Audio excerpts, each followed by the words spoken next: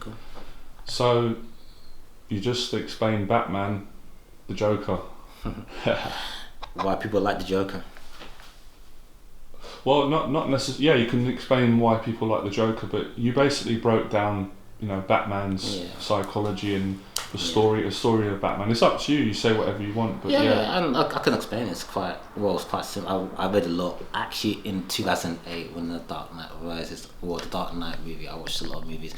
Funny enough, I watched The Dark Knight 2 days before, so this is actually fresh in your memory. Oh yeah. So I think, like Batman, when the main point of Batman is that he really realizes that certainty is not certain. Like life is not certain. Life can go any moment, and the whole point of Batman is to restore that certainty. So there is law and order, there is peace. So he goes outside law to beat criminals because to establish order in a moral way. But the main point of Batman, that in essence life is not certain, but we can make it certain. Like if we keep people in line and we he follows the law. Obviously, the Joker's the exact opposite. He's the polar opposite, right? But they have the same point of view. Like Bruce Wayne and Batman, life is not certain. Both of them believe in that. Both are the same essence. They don't believe life is certain. Life can go any moment. Life is fragile for them. They both believe that. But the difference between the Batman and the Joker is that the Batman believes that there is a way to make things happen if we be strict on the laws, try to keep it on the street. If we believe in law and order, things will come to order, will come to place, that chaos into order. Joker's the exact opposite. Joker doesn't believe that people can be trusted. How can I say it in a way it makes sense? I'm gonna go back. Whereas the Batman believes that that life is fragile, but you can make it work. The Joker doesn't. The Joker feels like it's not going to happen. I mean, even if you put people you put the law and the orders into effect, people are selfish. People are always gonna find ways. So whereas the Batman is saying to to the Joker, well, you can make life certain. The Joker's trying to say the fact that you try and make life certain means that it isn't. That's what the Joker's trying to say. The fact that you're trying to bring law and order into a group of people who are immoral means that it's never going to work because you're trying to stop something that is certain. Whereas the Batman is trying to create order. Joker is trying to expose order. Whereas Batman is trying to say life is fragile. We're gonna make it work. Joker's trying to expose it. The whole point of it. He thinks the whole thing's pointless because if life is fragile, what's the point of you trying to make a plan to make it work? And if you look at society in general, everyone resonate with the Joker because they see the hypocrisy of people. People are very are very selfish.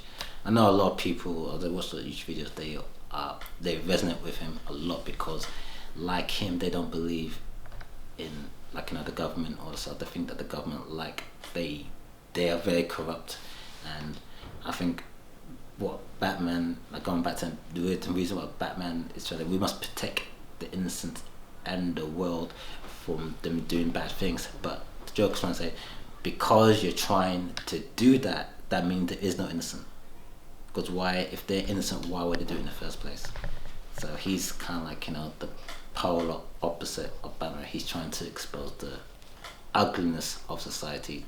Batman is trying to, restore the beauty of society, so to speak. He's trying to.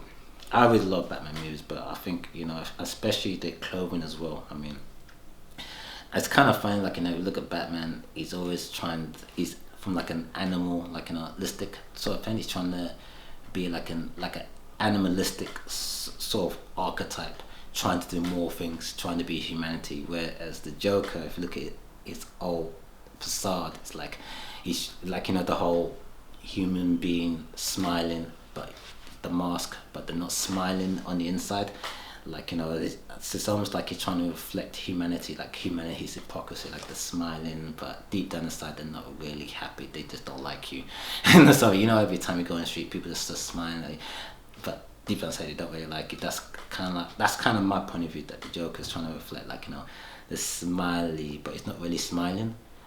But like, you know, the mask of humanity, but they're doing animalistic things to it, like, you know, trying to like, you know, expose like the ugliness of society, and like, you know, whereas Batman is using the animalistic side, but it's trying to bring out humanity in sort of aspects. So it's like, you know, with Batman, the animalistic side trying to be like, you know, humane, and the Joker with the humanistic side, the mask, trying to do animalistic things. The Batman trying to be saw chaos into order, the Joker using order into chaos, so to speak. You know, Batman believing in, like, you know, that life can be innocent, but the Joker saying, like, if you're trying to do that, that means that there was no innocence to begin with.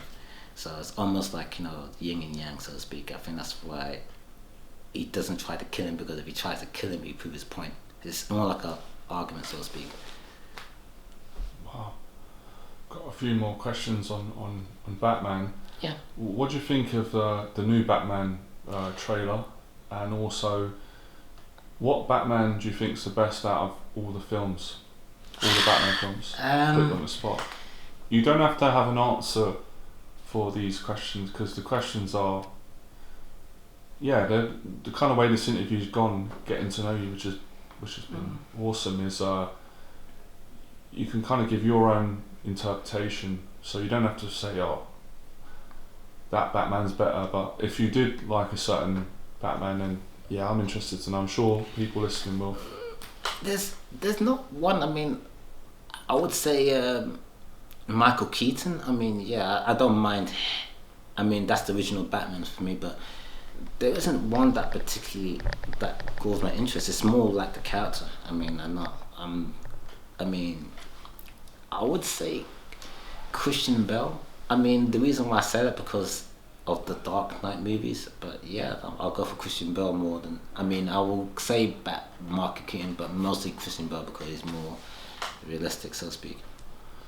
A little bit of a fun question. I don't know if there's like younger people might be listening to this, trying to reach all different people, ages and background. If Batman was here today, with the lockdown going on and all the pandemic and the challenges that we're all going through, what would Batman do? He will enforce the law, but at the same time, he is a detective out of heart. So he'll try to, like, you know, to expose, like, you know, what's really going on.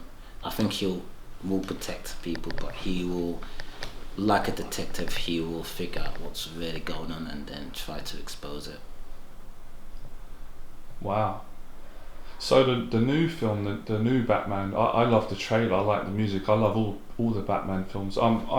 Anyway, I'm trying not to, this is about you, not me, I just caught myself there. This is really challenging to interview someone, listen to them, which I'm really good at doing, and then not throw your own opinion in and be selfish. Right, so what do you think about the new trailer? What did you get from that? Do you think it's going to be good? Some people are saying it's not going to be good, it will be good. I think it's going to be interesting. I think what happened is, I'm into psychology movies, so I think this Batman's going to be it's going to be more realistic, obviously. He's going to be more angry as well. He's not going to be the most pleasant, well, he never has been, but, like, you know, the main thing about him is that he's always about, like, you know, trying to channel his aggression in a more way. Like I said, I just see him as an animalistic person trying to become a good person. Like, he's trying to use law and order. He is dressed up as an animal, and he is crazy as cuckoo. So, but I think this movie, well, for me personally, I think from what I've seen is that, you know, because he's come from a rich family, I think there's going to be certain parts of his family history that's going to be exposed in this movie, because I think that's what I'm getting from the trailer. Like, you know, his family history, you know, his family was rich, his family is accountable for what happened at Gotham to this day. So I think they're gonna focus more on that, and I think the Riddler kind of is gonna expose that more than anything, you know. But it's gonna be more violent Batman. Yeah, I got that feel, and I'm really intrigued, Kevin, with the Riddler. I don't know if you know. Oh, I know. I think he's the same actor that was in the Daniel Day-Lewis film There Will Be Blood. I think the preacher in it. I haven't seen the movie, but I know the character you're talking about. Yeah. Yeah. Wow, that's really interesting. Right, my next question.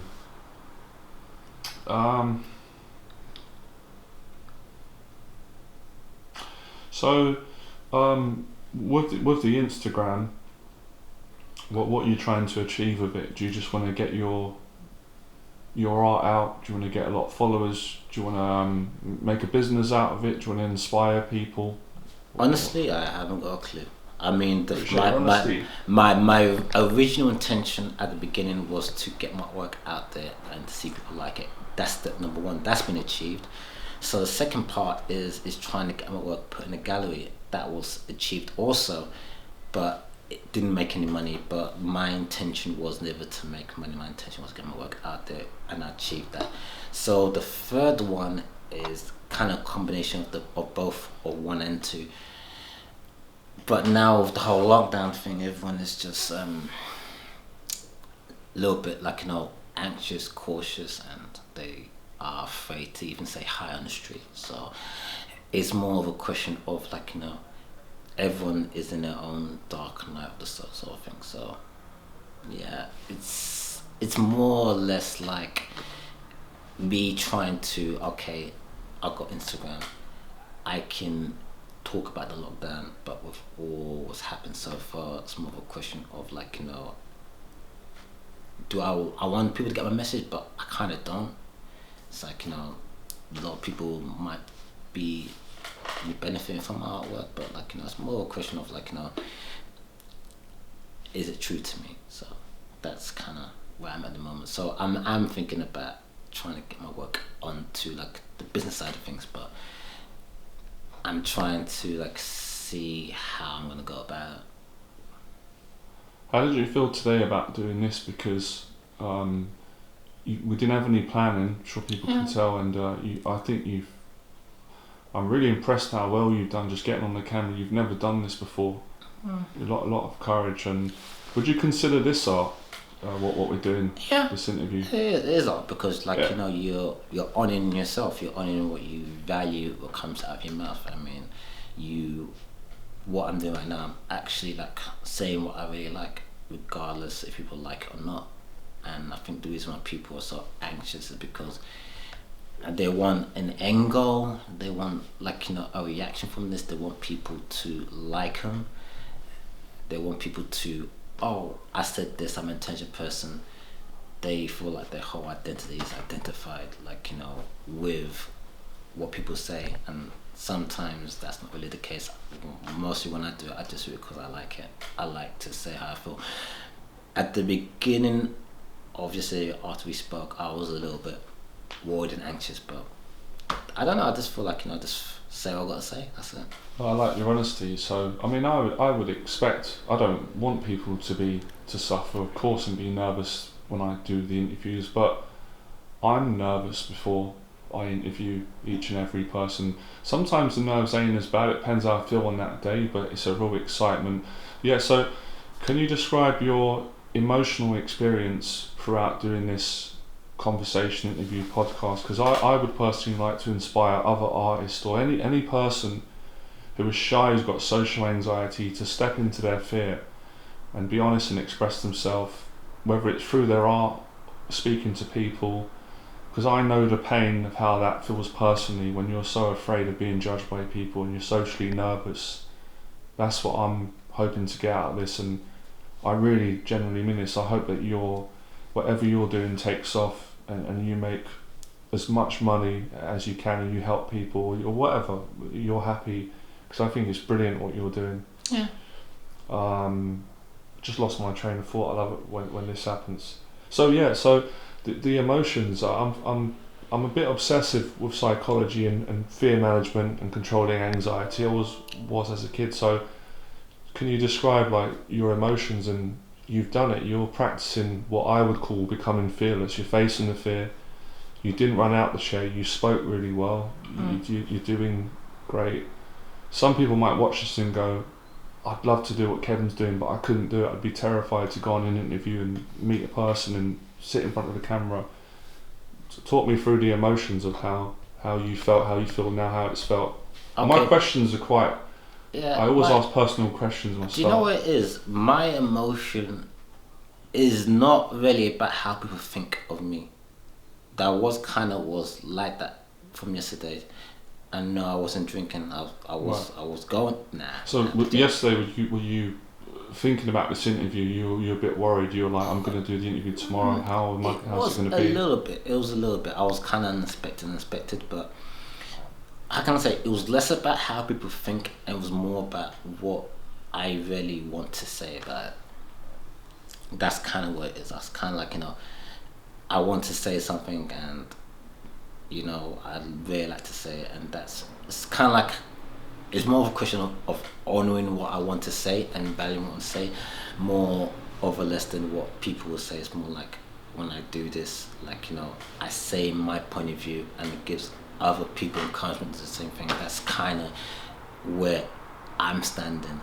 And like, I think one time I was going out with some friend, and I think I did a mistake right there, and he was laughing at me, and it did bother me a little bit, but I just came to my head, you know what, I'm just doing it because that's really me.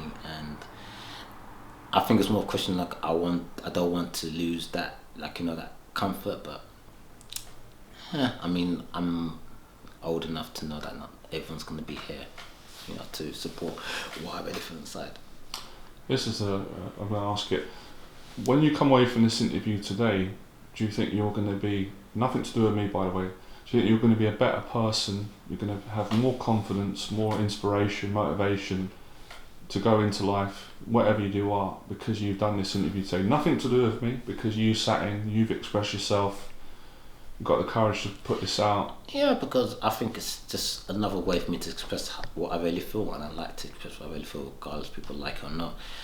Obviously, when the cameras are off, I'm going to be to my regular self, always worrying about what people think of me, so I do have those worries, but I'm more focused on what I need to do next more than anything, and like, and having a good time, joining people who I really do care about. And it's more about like, honouring what is with myself first, instead of like, worrying if people like it or not. Like, if I say something that I don't really like, I'll just say it.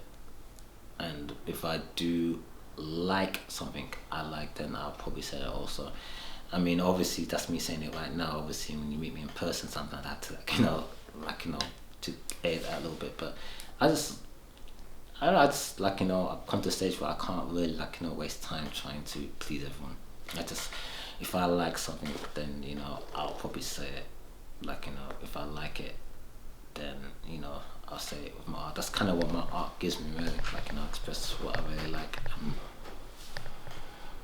I should have asked you at the start, but it doesn't matter. It's good to, not do things the kind of way that a lot of people do interviews. Who inspired you then for art? Have you got any inspirations, any artists, other artists? When I was a kid, I loved manga movies. I felt I can tell you the whole story, but I love, like, it's anime, manga's drawing.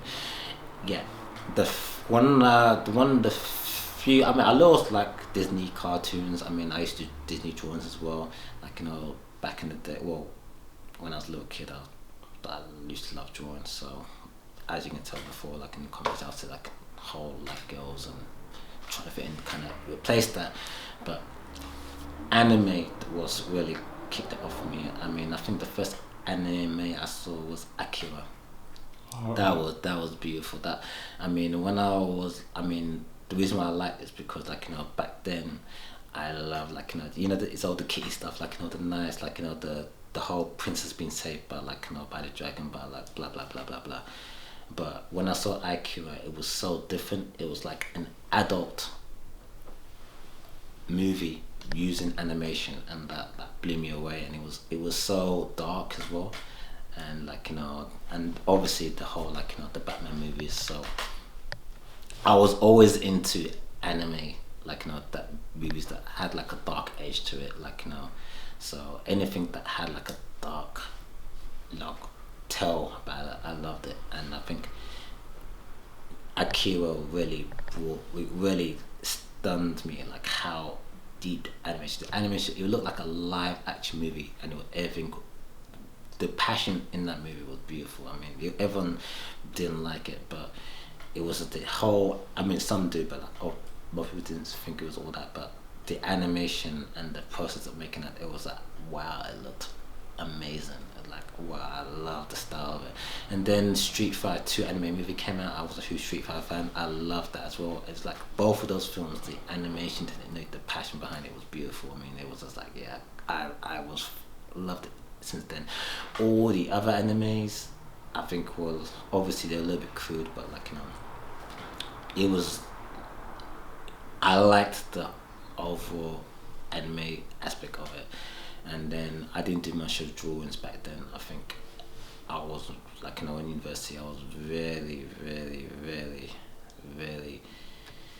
how can I say, I was really into, like, you know, downloading anime, watching anime. It's like I was mostly into Dragon Ball Z. Dragon Ball Z was wicked. I love that. And then it's just like, for me, what inspired me was, I wouldn't say any particular person inspired me, but what inspired me is the passion behind the anime, and the passion behind, like, you know, the drawings and stuff. I wasn't totally motivated in university. I think I had a course called digital animation, and I wasn't totally motivated because other stuff came into effect. Only when I stopped doing, like, in university, that I really got into drawing and stuff, and I did a lot of drawing. I was like, wow, it was like the passion behind it, the creativity behind it was beautiful. So, and then I saw hyperrealism. There's a person named Paul Cadden. There's also another person named Kelvin, I think, you know, is in Instagram where he does hyperrealism. But I really saw hyperrealism through that guy, Paul Cadden. He's a Scottish artist, and the way it looked like a photo, and it was like a picture. I said, damn, that man, I like his style as well.